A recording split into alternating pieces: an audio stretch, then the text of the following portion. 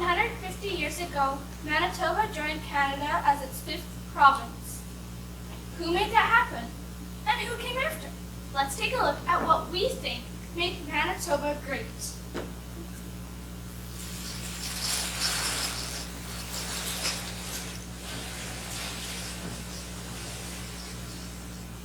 Chief Pigwist was a Sault chief who led his people from what we know as Sault Ste. Marie, Ontario, to the Red River area. In 1812, when Louis Selkirk arrived, Pigwist took Selkirk and his group under his wing and taught them to survive on the prairies. Pigwist was a friend to both the settlers and indigenous folk alike, and was well respected by both groups. Many things have been named in honor, such as schools, places, and Route 17 in Winnipeg. Now the Pigwist First Nations is the largest First Nations community in Manitoba, with around 10,300 members. Around the same time, the fur traders and the Métis people were forming friendships and dancing the Red River Jig.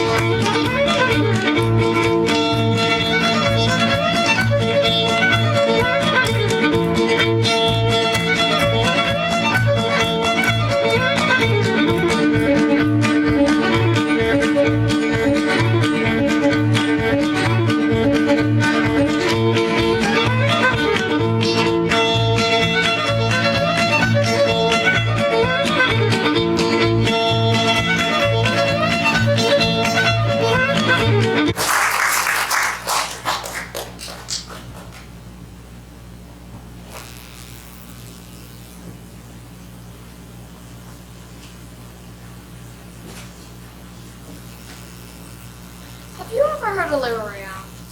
Some call him the Father of Manitoba. Others don't like him too much. Me?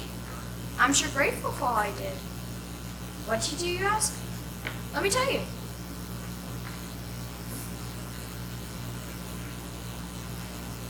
Louis was a smart man. Went to college. He didn't graduate though.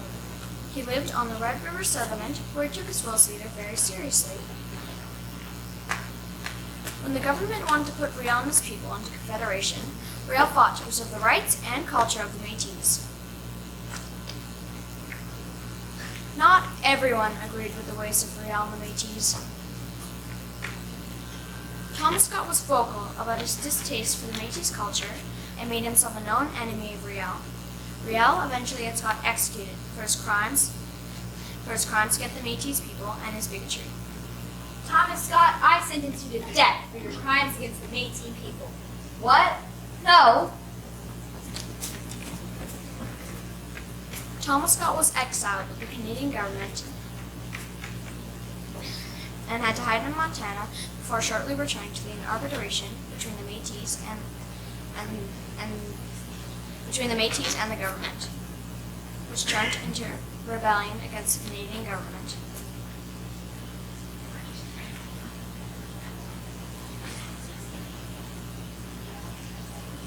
Riel eventually surrendered.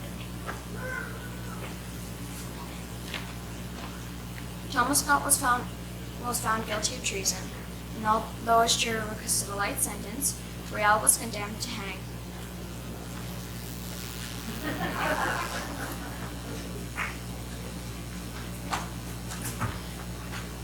Overall, Riel was a great man who strived for Métis equality in Manitoba. I am thankful to the father of Manitoba.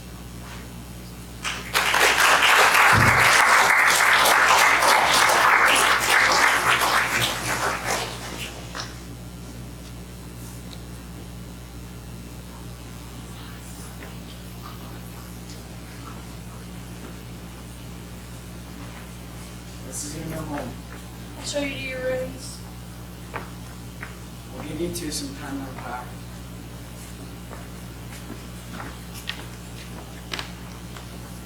This is nice. I guess so.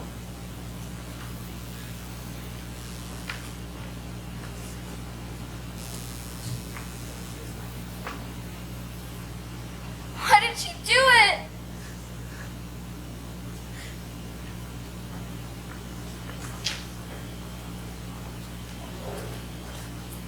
Beatrice Colton Sr. is a Manitoba author of Indigenous descent.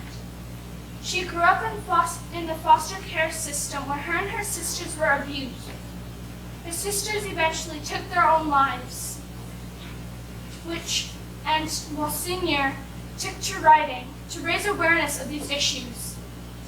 Her most successful book is In Search of April Raintree, which is still read in high schools today.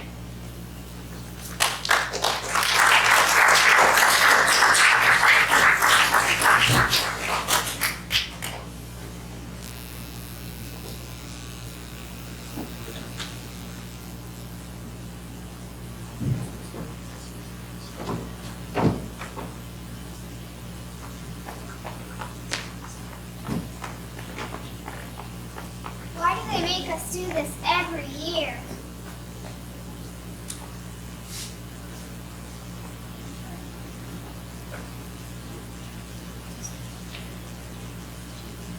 Is to raise money for cancer research. Okay, but why do we have to run?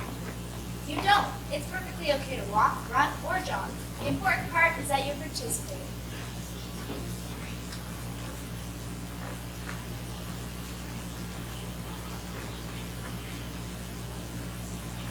Terry Fox had his leg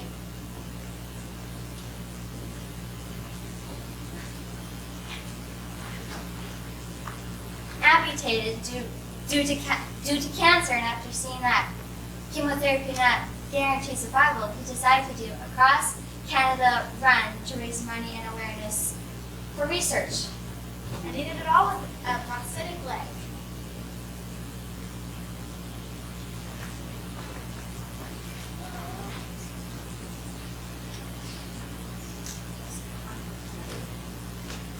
Unfortunately, he didn't make it. He started on the East Coast, and by the time he got to Thunder Bay, Ontario, the cancer spread to his lungs and he couldn't continue. That's so sad. It is sad, but it's also inspiring. That's why I'm proud to participate in the Terry Fox Run every year. Not to mention, he was from Manitoba. Really? Really?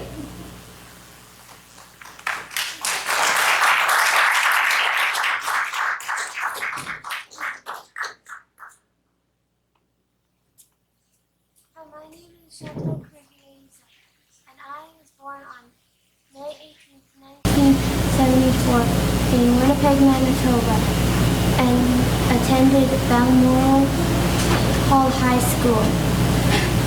In 1994, I received multiple jaw and leg injuries from a motorcycle accident in Italy. I recovered and pursued a career as